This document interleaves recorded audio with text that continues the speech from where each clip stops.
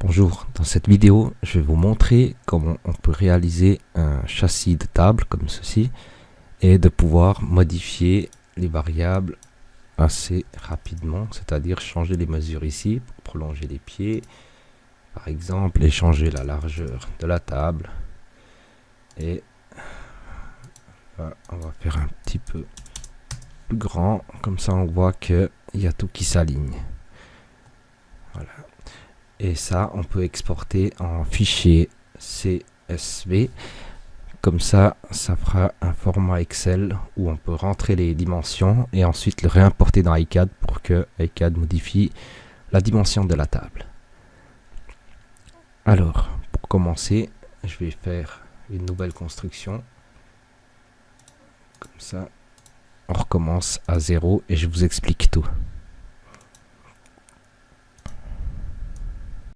Alors, pour commencer à faire notre châssis de table, on va choisir un profilé. Donc, dans le iCAD, il y a un catalogue qui est déjà bien fourni. On peut choisir un tube carré, un tube rectangulaire. Dans mon cas, je vais prendre au plus simple, un tube de 40-40 par 2 en inox ou en acier, c'est égal. Hein. On va prendre en acier. Et là, insertion sur le plan, on va pas prendre ça. On va prendre insertion via 2 points. Et là, je clique un point. Et vous voyez, je peux donner une longueur. Et là, pour donner une longueur précise, j'appuie sur la barre d'espace. Et je peux mettre, par exemple, 2000. Voilà, là. J'appuie sur la roulette pour valider.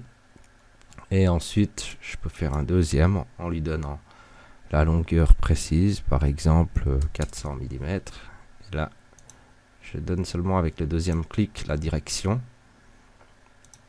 Clic. Voilà. Et là, je vais créer un assemblage en faisant un clic droit dans le vide ici. Et là, je peux nommer ça table, par exemple. Et ces deux éléments, pour qu'iCAD comprenne que c'est un assemblage, je glisse à l'intérieur, comme ceci. Peut-être qu'en agrandissant, vous voyez un peu mieux. Voilà. Et le point d'exclamation ici, c'est juste pour dire qu'on n'a pas enregistré encore la construction. Donc si je fais un CTRL S et j'enregistre.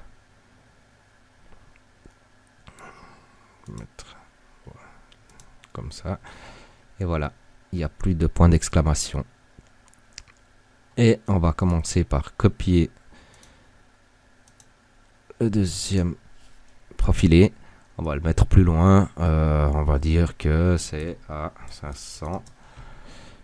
Et celui-là, on copie aussi le long de l'arête. Donc une arête, c'est ça, par exemple. Et on lui dit 1400 ou égal 1200. Voilà. Et maintenant, je vais commencer une partie que j'aime bien. C'est de mettre les contraintes. Donc on va commencer par bloquer cette position là pour qu'elle ne bouge plus, celle-ci aussi. Donc ces deux pièces ne vont absolument plus bouger. Là je vais faire une distance entre celle-ci et celle-là. Je vais lui dire que ça c'est la largeur. Donc ici j'écris largeur, j'applique, et là je peux lui dire par exemple 800, appliquer.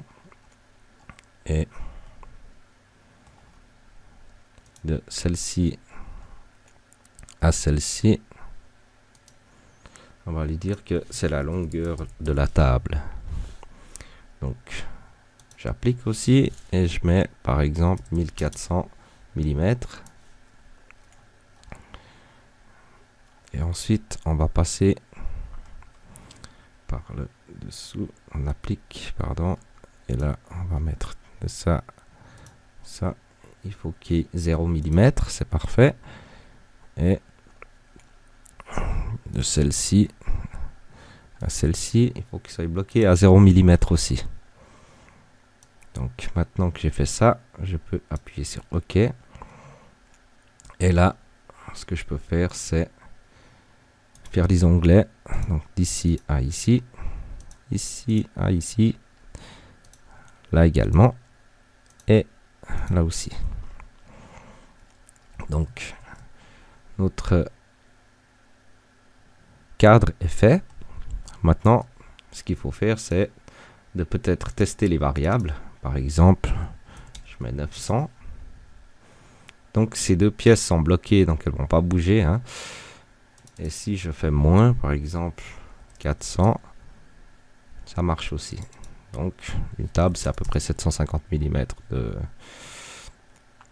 large. Voilà, j'enregistre. Et on n'a pas encore testé la longueur, on va peut-être mettre 1600. Mais c'est parfait, tout se suit. Donc voilà. Et pourquoi je vous montre ça? Parce que comme ça, une fois qu'on a testé, on peut aller ici dans Standard 3D. Et ici, on peut exporter les variables d'éléments. Ah, pardon. Je dois cliquer sur la table. C'est moi qui me suis trompé. Et là, parce que c'est dans la table qu'il y a les variables. Et là, vous voyez, c'est comme ça. On peut enregistrer les variables ici. Par exemple, on met table. Enregistrer. Maintenant que j'ai exporté mon fichier CSV, le fichier, si je l'ouvre, ça ressemble à ça. Vous voyez, c'est les mêmes valeurs qui se trouvent ici que ici. Maintenant, ce que je vais faire, c'est que je vais faire une table un peu plus large et un peu plus long. Et j'enregistre. Maintenant, je vais rabaisser ça. Je vais ici dans les variables, je reprends la table. Il me dit que il y a des éléments qui sont différents. Enfin, des numéros qui ont changé.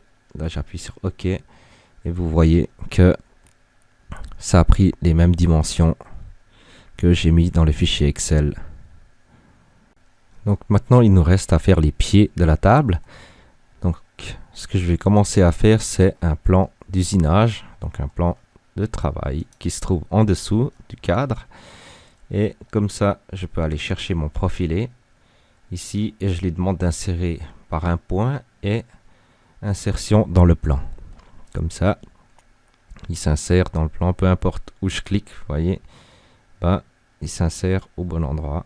Donc, je clique là et j'appuie sur la longueur, c'est égal, hein. Pour l'instant, je m'inquiète pas trop, je le laisse comme ça. Et le tube, je vais le glisser à l'intérieur de la table. Et c'est maintenant qu'on va aller dans l'historique de création de ce pied. Là, ce qu'on va faire, c'est que longueur totale, on ouvre. Et ici, dans longueur, on double-clique. On peut lui mettre hauteur, moins 40 mm. On appuie sur OK. Et comme on vient de créer la variable hauteur, on peut lui mettre 700 mm. OK. Et maintenant, ce qui est important de savoir, c'est que la variable, elle se trouve seulement à l'intérieur du tube. Et nous, on a besoin que la variable, elle soit pour la table complète.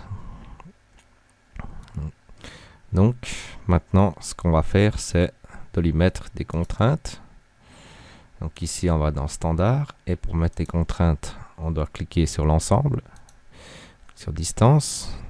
On peut lui mettre d'ici à là-dessus. On peut écrire hauteur. On applique. Et on lui dit de là à là, il faut que ça reste toujours bloqué à 0 mm. Et là, à ici également. Et maintenant, on peut copier le tube plus loin. Ici, par exemple à 500. Et on va faire pareil. On clique sur la table. On lui met les contraintes ici. Donc ici à ici, il faut que ce soit 0 mm. Ici à ici, 0. Et de ici à ici, on va aussi mettre 0. Je sais que c'est un peu pénible, mais Voilà, quand on travaille avec des contraintes, on doit penser absolument à tout. Et là, je fais vite une ligne d'aide, là au milieu. Pourquoi? Parce que je vais prendre mes deux tubes. Je vais faire un miroir, comme ça, par rapport à la ligne. Et maintenant, on refait la même chose. On remet des contraintes, bien sûr, sur l'ensemble. Donc ici, on lui dit que là, par rapport à cette surface, il y a 0. Là, par rapport à cette surface, il y a 0. Là, 0. Idem pour ici. Et bien sûr, faut pas oublier de prendre ça, cette surface-là, par rapport à celle-ci, la même chose. Et le petit dernier, d'ici, là, ici, la même chose. Comme ça, maintenant, on peut voir en 3D. Et on peut refaire le test pour voir la hauteur, si ça fonctionne. On va un petit peu abuser. On va dire que la hauteur, c'est 1000. C'est bien. Les pieds se prolongent. C'est tip top. Et si on met à 700, à nouveau, c'est parfait. Voilà. Il n'y a plus qu'à. Donc pour finir la vidéo, je vais cliquer sur la table et je vais exporter à nouveau mes variables. Donc j'enregistre ici, mettre table de enregistrer. Donc ici vous voyez que on peut mettre 800 par exemple, et là on remet 750, et là 1400. On enregistre et on va voir ce que ça donne. Ici table 2. Ok, et voilà. Donc pour la suite des étapes, ce qu'on va faire, c'est qu'on va faire une mise en plan. Donc pour ça, il faut aller dans l'espace feuille. Et là, ce que je vais faire, c'est d'insérer le cartouche A3, par exemple ici. Et là, je vais mettre la vue de face. Et là, je fais une clic droite pour changer l'échelle. Peut-être l'échelle 1/10, ça irait. Voilà. Donc là, je fais mes vues de dessus, de côté. Et pourquoi pas copier celui-là et peut-être le mettre comme ça en 3D. Ça fait toujours un plus, hein. Donc là, peut-être pour la vue 3D, je mets à l'échelle 1/15. Voilà, comme ça. Et là, ce que je vais faire, c'est les cotations. Comme ça. Comme ça.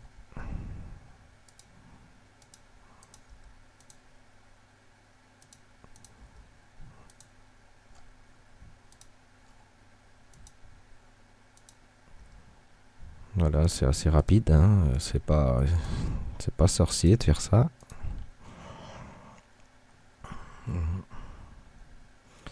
Faire la même chose ici.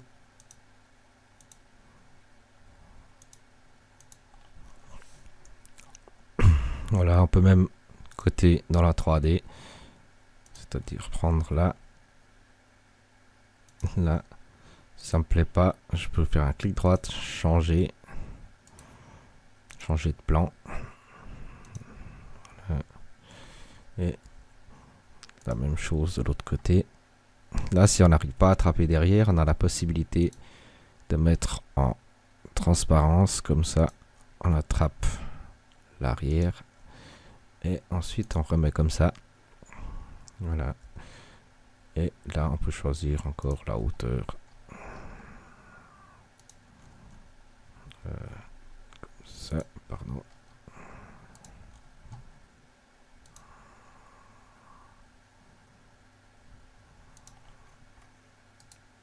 suis trompé. Rapide.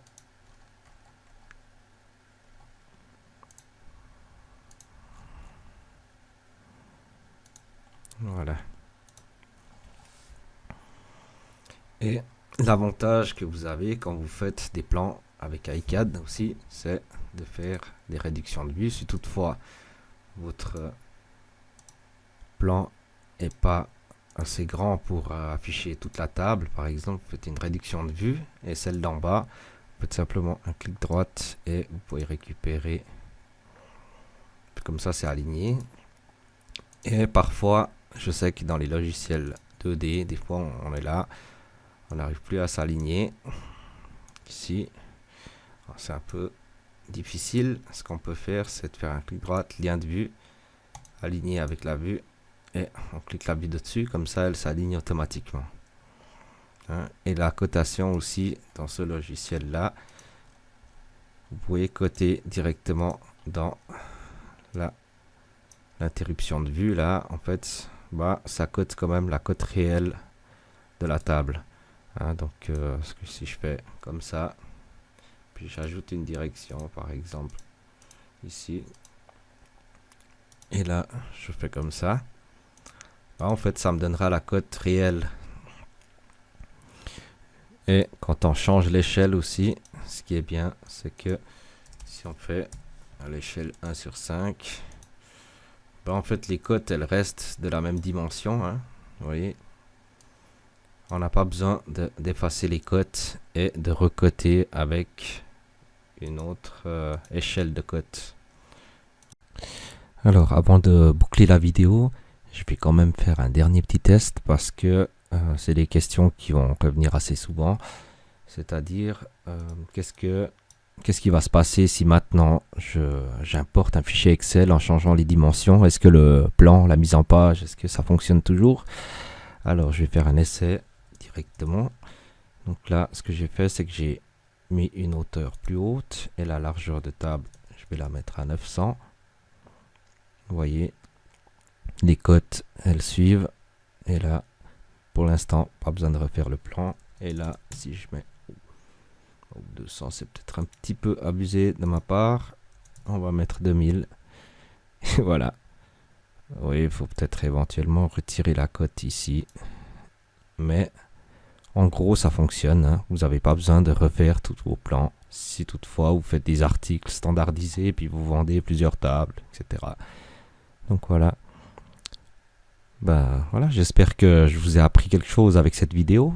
Et je vais essayer de vous en faire une par semaine, si j'ai le temps.